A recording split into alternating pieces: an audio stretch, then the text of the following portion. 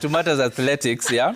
Before we come back to football, let's look at what's happening in the world of athletics. Now, rolling hills, dense forests and endless trails set the stage for the magical Kenya Trail Series as Tinderet Mountain once again played host to elite endurance runners.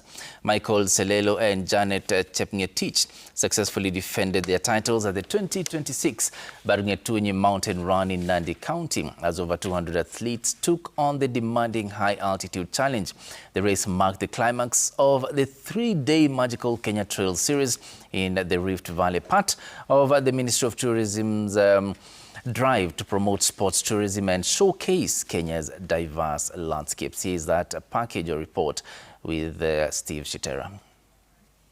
Imeanzishwa rasmi sasa na Prime Cabinet Secretary wetu Honorable Musalia Mudavadi. Against a backdrop of tea and coffee plantations stretching across thousands of hectares, athletes navigated a tougher course, winding through forest trails and rolling terrain. Michael Selello clocked 1 hour 20 minutes in the men's category, while Janet Chepng'etich finished in 1 hour 46 minutes in the ladies category, conquering the newly extended 21-kilometer route. Ilikuwa rahisi juu ilikuwa ndefu. That is why nimeweza maintain pace hadi nikaweza kujikuta niliweza kuongoza kuanzia kilomita 12 na that is why nimeweza kuongoza vyema na kushinda. Sasa mimi najitayarisha track and field road races. Yeah. The fifth edition of the race attracted over 200 athletes and was attended by Prime Cabinet Secretary Musalia Mudavadi, highlighting its growth. A lot of the good quality talent found here has been competing beyond our borders. The last one was, I think, in Spain, and Kenya emerged the victorious team in Spain after this kind of training. So from that perspective, we sent diplomats from here on that score. And it also opened the eyes of the world, because if you look at this Tinderet Mountain Run, it's being watched globally. And therefore, it has opened the eyes for people to see what probably has not been shown. Event founder Eric Barngetuni says the annual race, held on family's 1,700-hectare land, continues his late father Ezekiel Barngetuni's dream of using sport to empower the community. I want this activity to continue, even if we are not there. Let's say we are gone.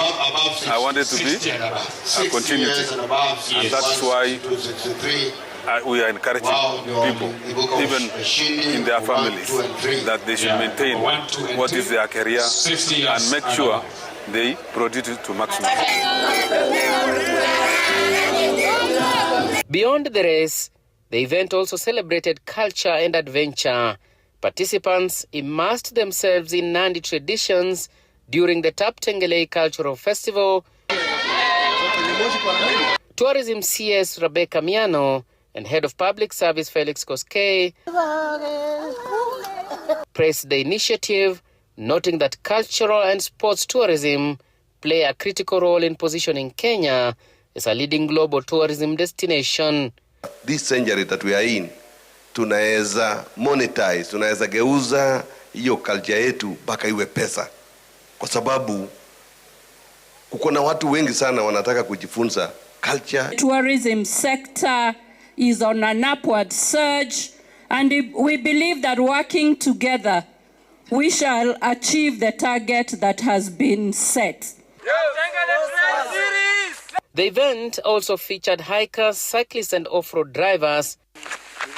Participants tackled a 16-kilometer hike through tea and coffee plantations, a 50-kilometer cycling route across forest tracks, and a 70-kilometer 4x4 off-road challenge in the Tinderet Scenic Trails. International visitors, including Scottish tourist Andrew McTavish, praised the experience. I've done a few hills since I've been here. I've done, Loganat and Satima. And the country itself is just amazing. The wildlife, the views, and honestly, the people are just absolutely lovely. It's just an incredible place to be. The weather and the scenery is just amazing, and we've had an opportunity to travel around the country to places like this. This is vibrant, fun, friendly, everybody's happy. Had a lovely time. Kenya Tourism Board is determined to surpass the 5 million tourist arrival target by 2027, underscoring the growing role of sports tourism in Kenya's recovery and growth. This is responding to the global demands for a more experiential, energy active tourism that we see with the younger generation. As you might have seen the recent YouTube sensation Speed, his way of experiencing Africa, speaking to culture, culinary, and just the speed and the energy that the young people would like to interact with as their definition of what tourism is. The Magical Kenya Trail series now moves to Magharibi Trails, with the next leg heading to Western and Nyanza in March. Steve Shitera for Sporty Monday, Tinderet, Nandi. Well, thank you, Shitera, for that very scenic views there, the culture and everything. That's very beautiful to watch. Now, maybe a quick question on that. Looking at such a terrain for athletes, technically, how does this terrain differ from the standard kind of road races in shaping maybe the performance of an athlete? Technically, you see, this was 21 kilometers, and I think Selello... It was extended, yeah? Yeah, it was extended from 14. Last year was 14. And Selello finished in 1 hour 20 seconds. So probably you see he's within that timing of the marathon, because if you stretched it, it will come to 2 hours around 40 minutes. But remember, this one you are going up hills. Yeah, the terrain is totally different. You're going up hills, downwards, and probably if Selello was given that marathon route, he will really work within the 2 hours to 2 hours 20 minutes. So it requires endurance and that resilience to really go up the hills, go down, and probably it's something new. The Prime Cabinet Secretary said that mountain running is gaining that traction in Kenya, and probably they are launching another one in Maragoli Hills to probably and other parts of the as well. These people last year, I think they went up to Spain. You heard him saying, and they won gold. So probably it's a new direction brought up by the Magical Kenya Trail series that is really opening up those areas that you could not farm, and probably you could not produce any crop out of it, but now you can see it is producing a crop of athletes. So probably it's a direction it's a new direction, because the trail series started last year. It was successful, and I think they have started another leg this year, probably from the success of what happened last year. And it's a creative way of really opening up Kenya and selling Kenya to the world. And adventure and tourism, Kenyans are very adventurous, because if you look at how we are putting up infrastructure, and as far as adventure is concerned, Kenya, we are becoming, I think we are leading in Africa. Look at how we performed in terms of facilities. Talking to our Ivory Coast brothers, they will not match up what we have in Kenya. They will not match up. One thing, Jara is not telling you that alikuwa kwetu hii wiki. Oh, Nandi. That's my home. Yes. I hoped you would welcome me. No, but you didn't tell me you're going there. It sneaks into your home. I get crushed. Without telling you. But look at the culture. Look at how those women are preparing food. And it's natural touch. It's also the trial for the World Mountain and Trail Running Championships, which is also a good move, right? Yeah, it's a good move. And blending sports and culture and tourism.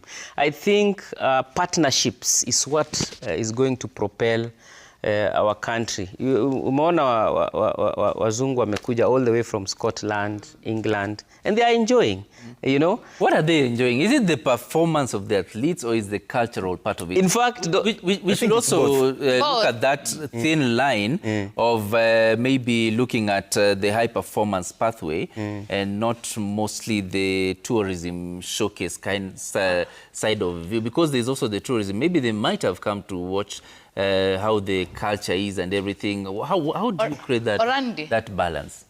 It's a blend of both because you could see them walking downhill. They are enjoying the landscapes, and after that, they went on to What should focus? Let me help him. Let me help I think him. Let me help him. Just briefly. We speak about sports tourism. You come to compete, but you tour and appreciate the cultures or any other tour visit places. So it's about sports tourism. You come compete, you are wowed with the performance of the opponents or the participants, but also you now start checking on the cultures of people and what they do. And when we talk about athletics, man, we are big in the world. When everyone see how Kenyans are performing, and you're from Africa, they just want to come and see what is happening there. Why are these people performing very well? What are they doing right that we need to do as a country or as a nation? So I think even them coming to learn on what are the athletes in Kenya, what they're doing, it's something. You know that man, that joker in that journalist saying we have no roads. Do we compete on air? And he was here during Chan actually. Kwani alikuwa anatembea na baiskeli. He was here during Chan. And even the Ugandans are challenging us nowadays in the road. Yes. Which point? Don't support him. Which point or which point? It doesn't have a point. It doesn't have a point. Let him wait for 2027. No, he may be having a political point. Correct. If there are forces to be pushing for that narrative, so that the standby can be awarded. But we have roads, and our roads produce the best marathoners. Akuona nini? Akuona hata super highway, akuona hata nini? Letwaje hiyo ingine ya juu? Expressway. Ai. Maybe he didn't have time to. Or he didn't have money. So, let's now get. But they undo